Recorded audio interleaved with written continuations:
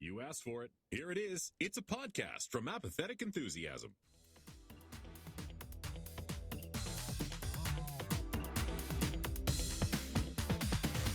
Coming to you live from Memories, nothing more than memories. Who sings that anyway? I don't remember, which is ironic that I don't remember the person who sang Memories. That's not ironic, actually. But actually, this is Interdimensional RSS, the unofficial Rick and Morty podcast. Very good. Hello, everybody. My name is Travis.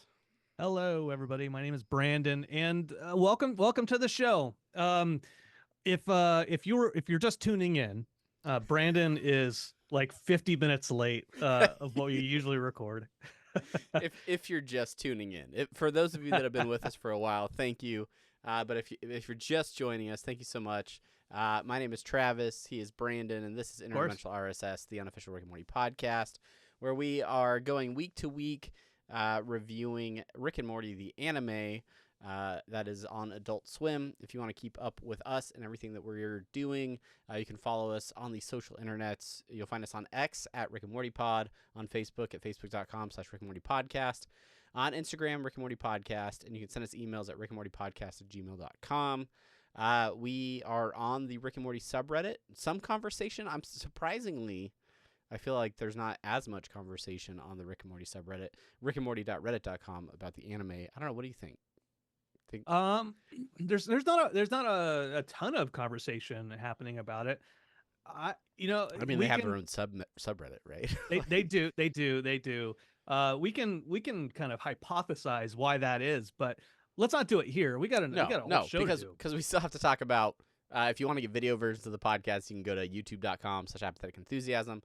And if you want to support our podcast, you can go to patreon.com/apathetic enthusiasm, where you can get a very special bonus video clip this week that explains a little bit why Brandon is late recording this new episode. So big thanks to all the patrons at Patreon. I'm so glad you recorded that somehow. Yeah, you son of a bitch. Quick on the old clicking buttons thing. Son of a bitch. New computer. Who dis? How you doing, Brandon? Do you feel different? Is the interface different on the new computer? I don't know what's happening. Yeah, it's a little bit different. So I new Mac. Who dis? What I've noticed is everything's much quicker on a new computer. So starting up our Reaper, which is what we use to record, much quicker, much quicker on the quick take. So fast, speed. Well, congrats on being Scrooge McDuck and swimming in piles of money. Yeah, and welcome back everybody to this episode. We do have some things to discuss, so we might as well get right into it in the segment we like to call Semi-Pertinent News. Oh, semi-pertinent.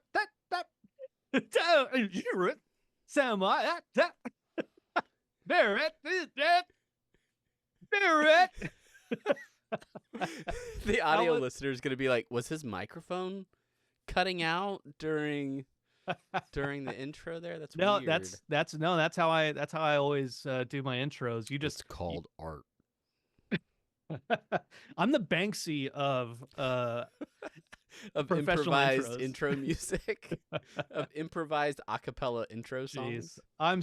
I'm sorry. If you want to, fair audience, if you want to know really why I botched that so badly, it's because I noticed that Travis wasn't recording on my side of the audio, and I was trying to fix it. New computer, who dis? But the good news is Travis records his own local audio, and I figured out how to capture his audio while I was going through that scat. So, Travis, what do we got? We actually have a press release from our good friends at Adult Swim that are sharing a new anime, like very semi-pertinent, very anime-pertinent news. But there's a new anime that is premiering Saturday, September 28th at 12:30 a.m. Eastern and Pacific on Adult Swim. It's called Uzumaki.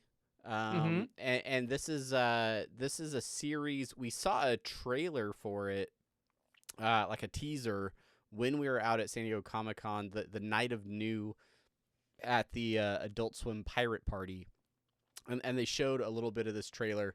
Very creepy looking, very it's like an all black and white kind of I don't know, it's based on a manga, a Japanese manga from I think like the 90s. But I don't know, do you remember this? Like there was a bunch of spirals in it, right? Yeah, And yeah, yeah. some really it like was trippy. It was all black and white. It was kind of spooky, like spooky. super spoopy. Yeah, like I honestly it creeped me out a little bit. I'm not gonna lie. Is real creepy. And so this is based off of a horror manga. I looked up some information on it. It was the series tells the story of citizens of Kurozu Cho. I butchered it. I'm sorry. It's a fictional town which is plagued by a supernatural curse involving spirals. Wait, it's a fictional town, so you don't have to get the pronunciation right? Yeah, Is that what you're saying? Yeah, I said it right. I can't say it. It's a fictional town, all right? Yeah, it's not even real. It's not even real, guys. Yeah, you guys are the ones who bitch about the movie calling him Ong instead of Aang. Look, he's Aang, based off the original Nickelodeon show. Yeah, artistic license, guys. Looking at the official series description, let's leave this town together. As Suishi Saito, a former classmate of Kiri Goshima, a high school girl who was born and grew up in Kuruzu Cho. I totally nailed all of those pronunciations. Everything from a strange whirlwind blowing smoke from the crematorium and the residents is turning into spirals. People's eyes spin in whirls, a tongue spirals, and the bodies twist unnaturally. In an attempt to escape the curse of the spirals, Kiri decides to flee from Kuruzu Cho, or Cho, probably Cho. But can she get away from this turmoil? Tune in. Tune in September 28th at 12:30. It's right around the corner, man. Yeah, it's coming up. I included the YouTube link to the trailer in the show notes. If you're into like horror, like kind of like graphic, like suspenseful type stuff, this might be right up your alley. It looks really creepy. Yeah. So if that's your thing, creepy anime. If that's your bag, then check it out on Adult Swim. It's also gonna be on Max, I think, the next day, in both English and Japanese versions. Well, all right. Thank you, Travis, for that. Since we're talking anime, shout out to Terminator Zero on Netflix, which is, it's semi pertinent because it is anime related. But did you finish the whole series already? No, we're me and the family are watching it one episode at a time per dinner, and it's pretty. And you it's haven't pretty eaten good. dinner since last week, so it's slow going. Yeah, I am starving. But okay. Anyways, let's get into our favorite time of the week, everybody. It's the Reddit post. It's the Reddit post of the week.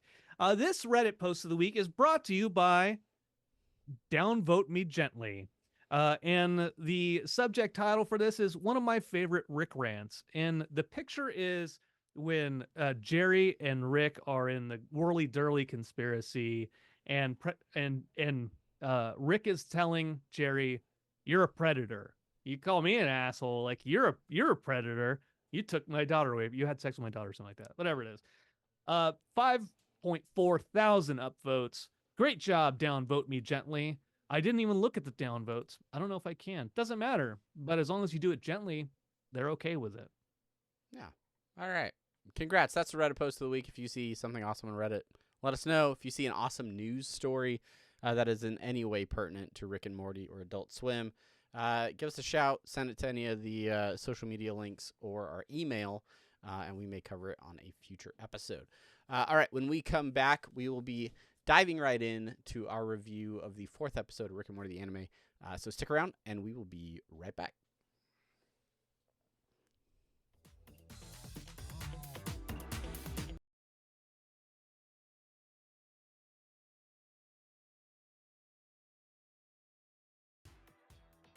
All right, everybody, welcome back. And it is now time for Brandon, who is very set up with his new computer and all of the settings. Hopefully all of the recordings are happening, and he will in no way be distracted as we get into our next segment that we like to call The Main Thing. Do you remember the main thing on the 21st of September? It's I didn't want to sing Memories, so I went to Earth, Wind and Fire. That's good. It's a good choice. I would say 2 weeks from now it would have been a more timely choice. Well, yeah. But this is fine. It is September. September. What can you do? What can you do? What can you do? You can go back to that same crux 2 weeks from now is what you can do. Hell yeah! I'm gonna open the show up like that. This is good. This is good. All right, welcome back, everybody. We, of course, are talking about Rick and Morty, the anime. This episode, Season 1, Episode 4, Memories is the name of this episode. It aired on September 5th, 2024. Written and directed by Takashi Sano. Bronopsis, IDK, bruh. I wrote that before I rewatched the episode. So I was, and honestly, as I put my notes together for this episode, it kind of is like all over the place. So I guess in an improvised Bronopsis, I would say, finding out more about that girl in this one, bruh. Is she the good guy or the bad guy, bruh? Question mark. Yeah, that's my Bronopsis. I don't know what you think about this episode, Brandon.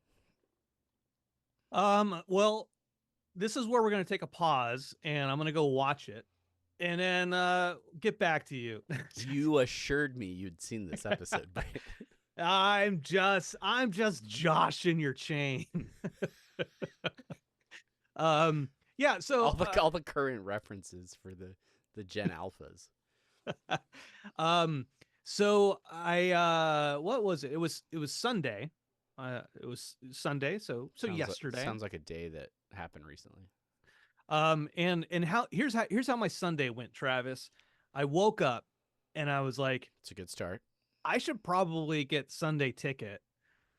Because I want to watch the Dolphins and I don't want to pirate it because I am a good citizen. You wouldn't steal a car. You wouldn't download a football team. No, I wouldn't. And I didn't. So then I watched football all morning long. And then by the time football was like almost done, I was like, I just wasted so much of my Sunday. And I felt a little like I felt guilty. And I was like, I should have been productive this entire time. And then when I got into that mode of I should be productive, all of a sudden I'm like, well, now I don't want to do anything. I know I want to do something, but I don't want to do anything. There's so many things I want to do. And now I don't have time enough because I wasted it all. And so what I did was I came in here, I played some drums for a little bit. I didn't even want to do that, but I forced myself to do it. I said, get active, Brandon, get active. And I did it. I played some drums. I played my Steely Dan playlist. I was doing some shuffling. I'm like, okay. Fuck. Okay. Let's watch this episode. Because I didn't want to watch the episode. I was like, that was another thing. I was like, you felt like you had relaxed all day. You didn't, and watching the show felt like more relaxation. You needed to be productive and play Steely Dan on the drums. Yes, thank you. Yeah, makes perfect sense. But even so, and thank you for that apt synopsis of the episode. I do appreciate it. So let me now tell you about what I thought of the episode. So I laid down in my bed and I put on Max on my TV.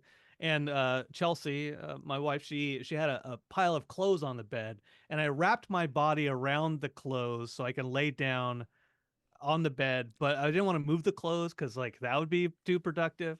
And then my Chihuahua, she loves, we call it toasty clothes, right? It's like clothes that are like fresh out of the dryer. Yeah. Camila loves them toasty clothes. What dog doesn't? Right. So not only am I now laying down around this pile of clothes, I'm also laying down around the dog because I don't want to disturb the dog, right? Yeah. I open up Max, I put on some English subs, and I started watching this episode. And let me tell you what I thought about this episode. Getting into actually what I thought about the episode. The one thing I really noticed about this episode, and I sent it to you in chat, was when this episode is edited better. For me, better, right? Better is subjective. When it's edited better, it is a better show. Okay. And I kind of looked at this episode of like, okay, it's confusing, but there are like little glimpses of why they're making a switch here, why they're making a scene transition here, even though it's not, even though it still kind of jumps around here and there. Like one character might look to the right of the screen for a brief moment, and then your eye on the next scene is already kind of in that space where that person is looking.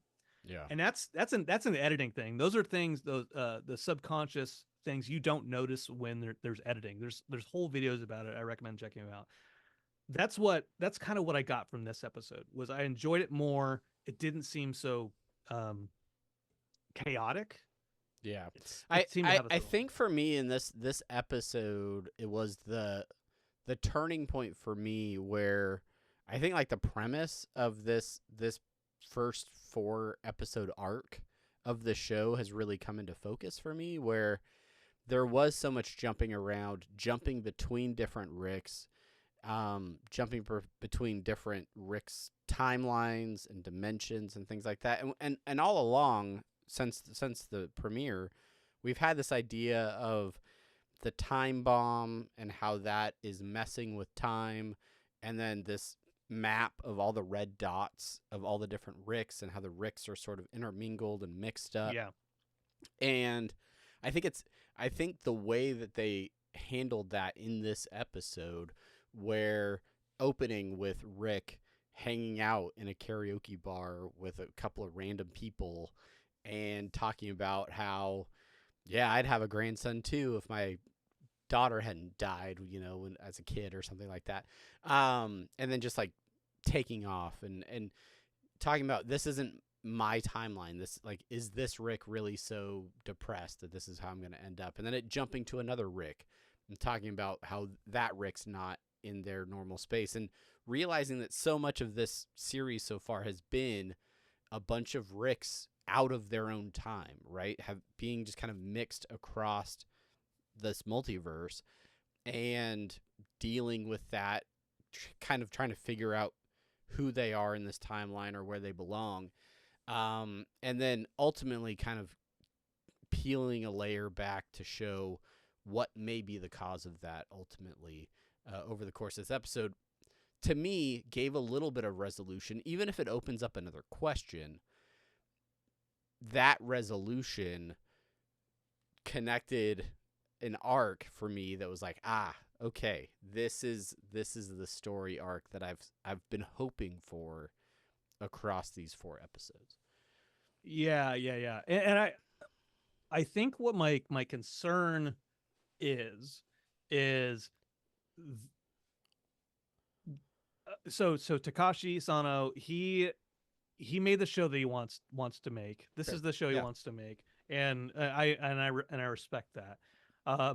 What I think I would have liked, but the concern is I don't think the viewership may have kept up with it as long as if it was presented in a different way. Agreed. So again, we talked about this last week, having that through line, that thematic, like something to like ground us into like, this is kind of what the story is.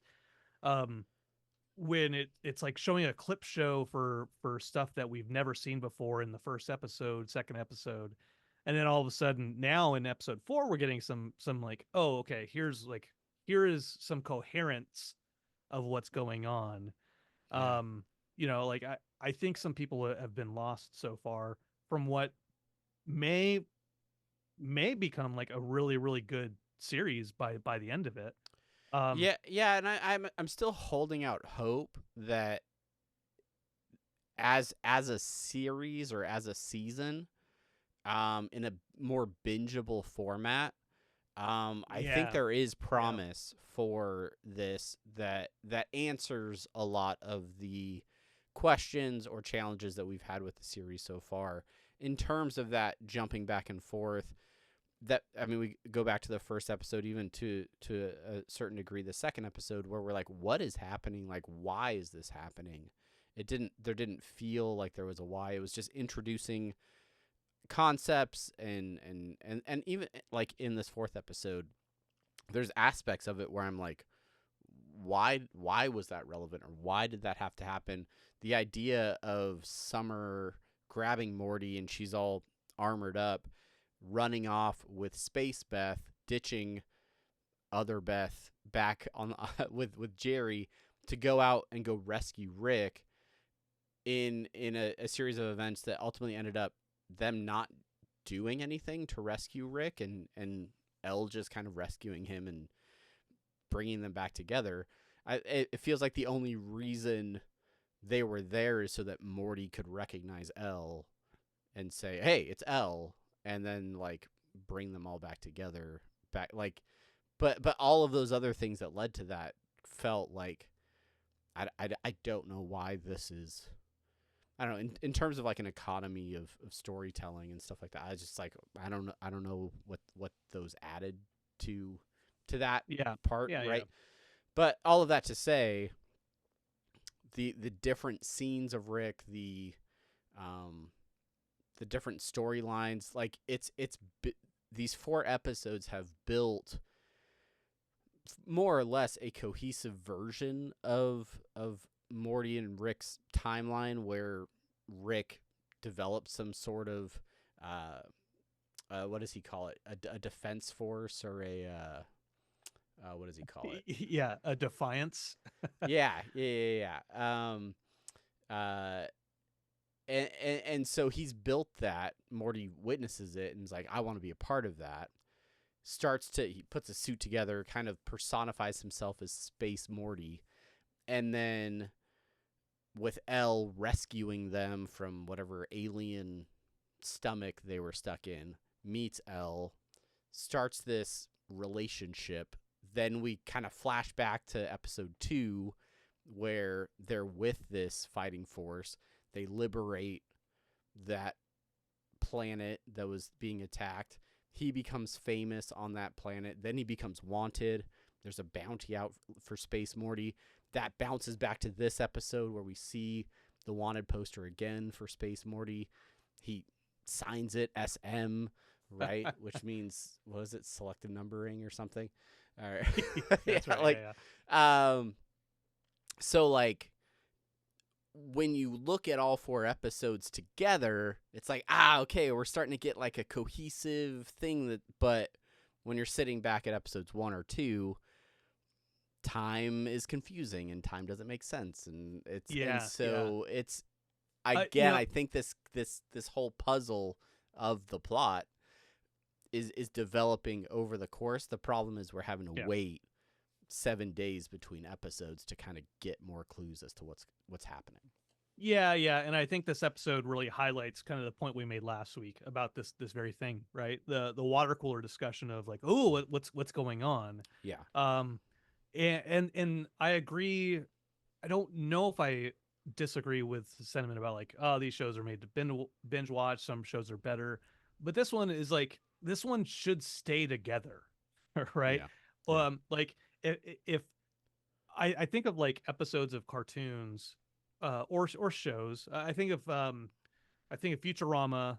They made episodes that went together, but they were, and then they're like Bender's Big Payday and stuff like that, where it's like really just to be continued. But they're 4 episodes in a row that are like, that those episodes are together and there's still something to be told. But then they release them as a DVD and say Bender's Big Score.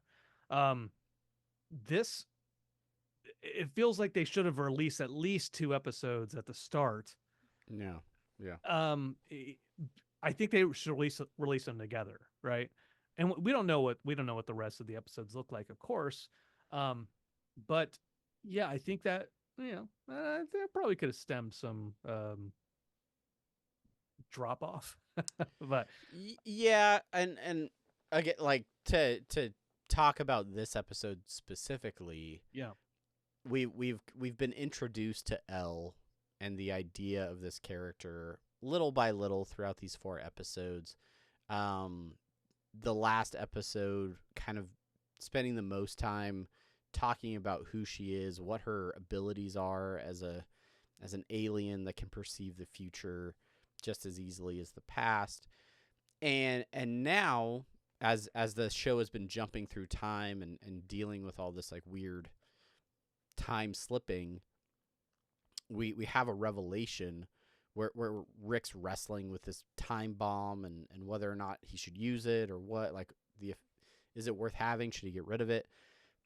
There's conversations with Elle and Rick where she talks about like he just has to validate her existence, which stood out to me as like it caught my ear. And then the next thing he does is he asks her whether or not he should just throw the time bomb away and then everything will like make sense again. He immediately teleports to like a desert where he like casts it away, and then he says something. He kind of like screams out, "I wish someone would just explain this to me." Right? It's a moment where Rick is not the smartest person, or even if he is the smartest person, he doesn't have the answer to this question, right? We're used to a Rick that always knows the answers, is 1 to 3 steps ahead of whatever the situation is. And he's just like, what the heck is happening? Like, why is this acting the way that it is? To me, that moment was one of the rare moments in the series where it's a meta thing. Yeah. Where it, like he is us, and he's saying, somebody just explain this to me, right? 4 episodes in, someone just explain this to me. So yeah, that was interesting. That was interesting that he was experiencing this time slipping, experiencing long-haired Rick's experience. One of the things I wanted to bring up about long-haired Rick, and it's kind of a theme that we've touched on in the main series a little bit, where Rick doesn't care. He's just using Morty as a tool for throughout the series. And then you start to see that he actually does care about his grandkids. He does care about his family, right? In Bird Person's apartment, there's a baby Morty, right? There, he carries a picture of Morty in his wallet. And in long-haired Rick, when Space Morty is saying, like, I just want to work with Elle, like I'm doing this. I'm good at this. I'm going to be part of the Defiance. And long-haired Rick's like, okay, whatever. I don't care what you do. But he does care what Morty does. He wants to spend time with his grandson. And it like flashes back to all these pictures of images of baby Morty and Morty growing up and fondling Goldenfold for some reason. And no, like, that's from the series premiere, right? The pilot. I remember the image. Okay, I just the fact that was included in his memory bank, I think is an interesting creative choice. He's like spying on Morty groping Goldenfold. It's not my fault he's doing this. A few more minutes, I'm gonna get mad. Anyway, but yeah, he does have that sentiment of like, maybe when he's done with her, he'll come back to me or something like that, right? He has to come back eventually, right? Yeah. And it's an interesting kind of folding of time and timelines and sort of how this is all played out. Ultimately ending up in a scenario where the same Rick that we saw at the beginning that was kind of tanning in some sort of nebula or something is kind of lost out in space at the end of his rope. There's a glowing light in front of him, and it's Elle. And he kind of says, like, are you the orchestrator of all this stuff? Like, is this all you're doing? Which brings up an interesting question to me, and I kind of want to figure out where you land on this. All the time stuff, everything that's going on, if all of this is Elle's doing, why is she doing it? What is her reasoning? And do you think it is for good, or is it some nefarious purpose? Well, I don't want to assume it's nefarious. Okay. Um, Because everybody I that's ever manipulated Rick has always done it for the best reasons. um, okay. So I'm gonna go for a 2001 deep cut of uh I think Donner. No, not Donner. Whatever. It doesn't matter. Uh, Donnie Darko, right? Okay. The whole. Okay. I Are thought you were talking about 2001: A Space Odyssey, and you're gonna break out some Kubrick on us or something. no, You're going no, back no. to a film from the year 2001. Yeah, that's right. Richard Kelly. Richard Kelly directed it. Was with Jake Gyllenhaal, however you want to say that, Gyllenhaal, and Maggie Gil, Gyllenhaal is also in there. Giljan Jal. Yeah, Drew Yeah. Barrymore, Patrick Yeah. Swayze, Give Gretchen Taylor Ross. Swift her scarf back. That's a reference for all the Swifties. That's a weird thing. Anyway, so Donnie Darko, right? The movie came out in 2001. I love this movie. It was on Joe Bob Briggs a couple weeks back. Doesn't matter, but the whole it is a kind of weird, kind of complicated movie. It's pretentious. I love it. Um, but it's about time travel, and in the movie, the character of Donnie Darko, the whole purpose that he is there to do is set things right. So there's like a rip in time that like there's a paradox, and his Yeah. whole purpose throughout the whole movie is to make the paradox happen. His goal is to make that thing happen so that the beginning of the movie happens and then everything's okay.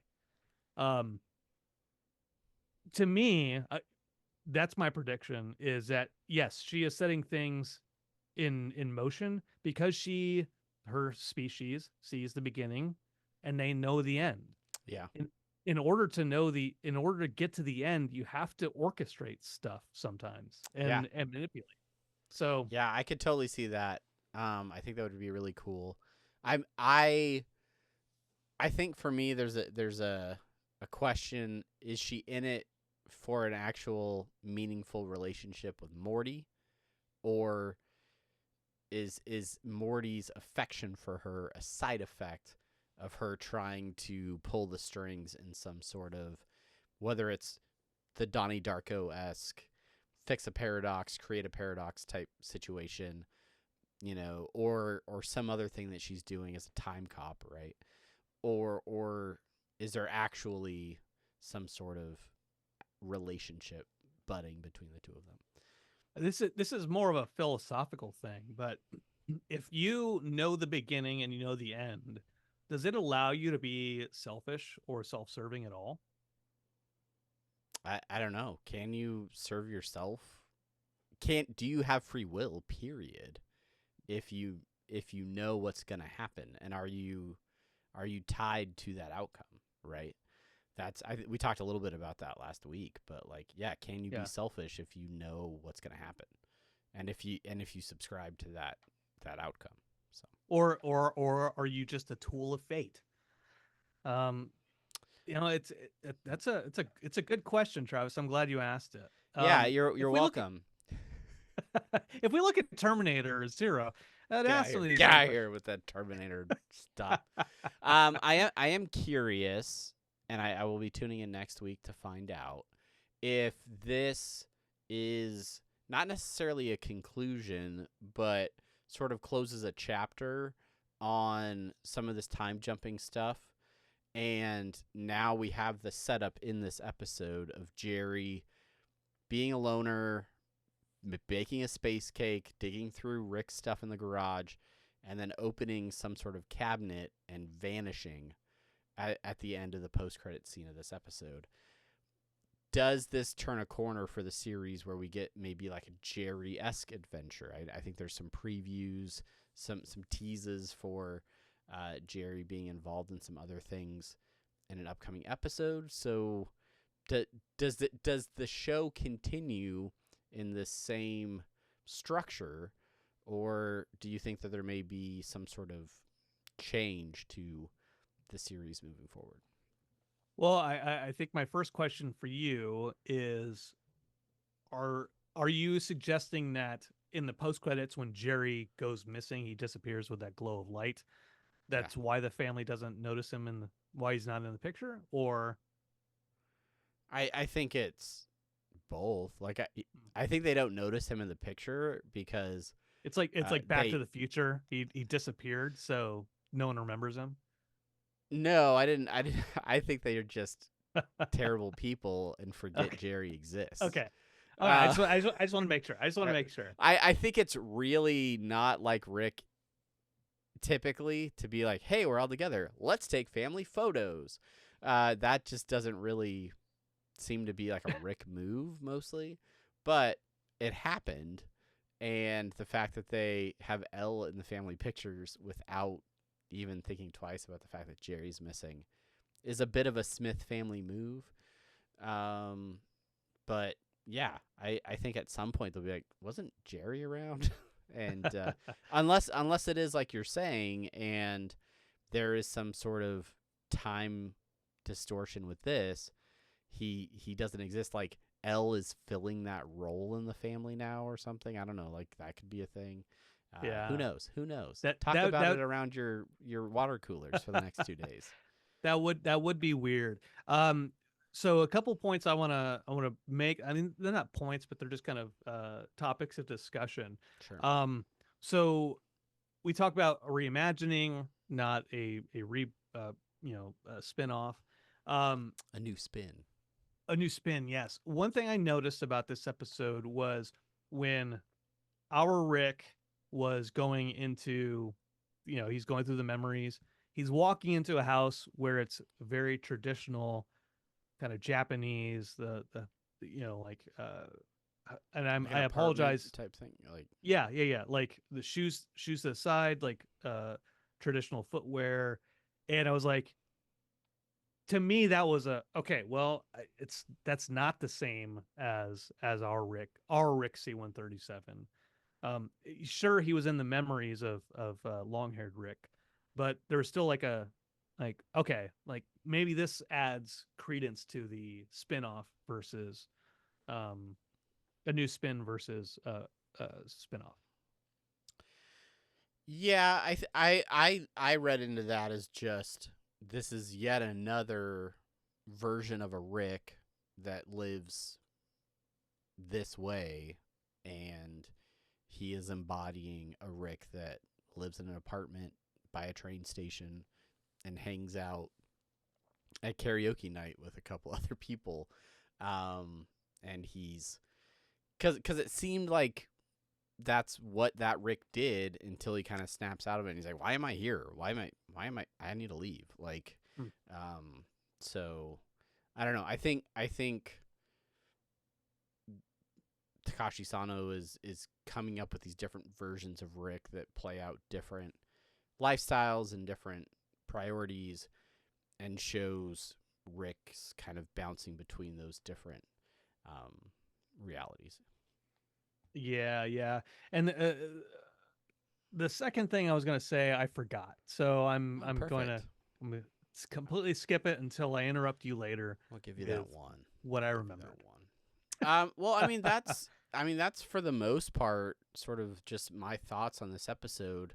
In terms of stacking up with the other ones, this is one of the ones I liked more.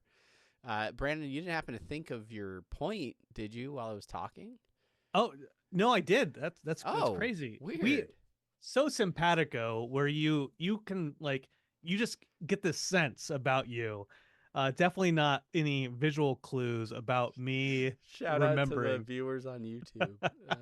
Yeah.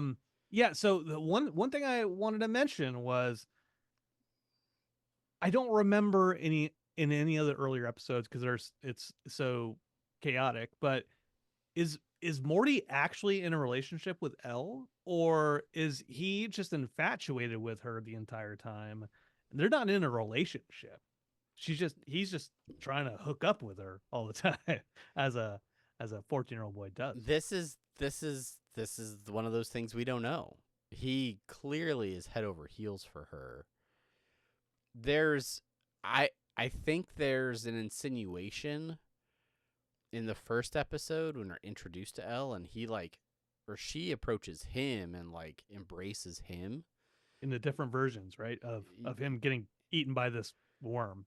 Yeah. So, and we thought that was all in VR, right? Which maybe it was. I'm going to be real transparent here. I don't know what was and wasn't VR and what was real, and if all the VR was in fact real, but just in a different dimension.